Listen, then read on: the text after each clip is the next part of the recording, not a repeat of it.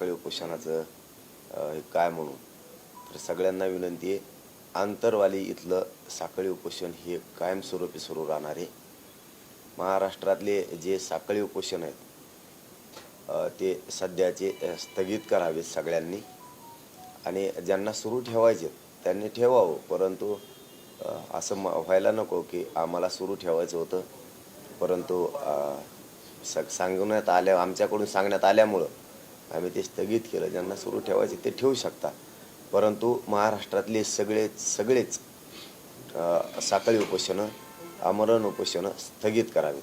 कारण आपल्याला तयारी करायची मुंबईला 20 जानेवारीला निघण्याची. त्यामुळं हा एक मुद्दा झाला. आणि दुसरा की आंतरवालीतलं मात्र सुरू राहणार आहे.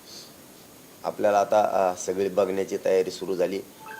रूट आपला कसा राहणार आहे आंतरवाली ते मुंबई, हा सुद्धा फायनल होणार आहे आता. तोही थोड्याच दिवसात तुम्हाला पडेल.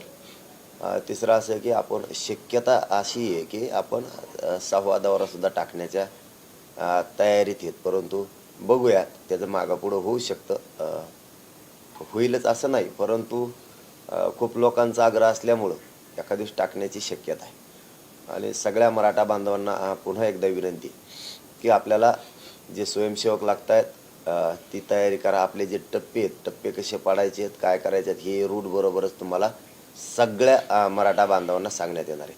फक्त विशेष याबरोबर एक सांगायचं आहे की आपल्याला हे आंदोलन खूप मोठं आहे, त्यामुळं आपण आता घरी नाही राहायचं.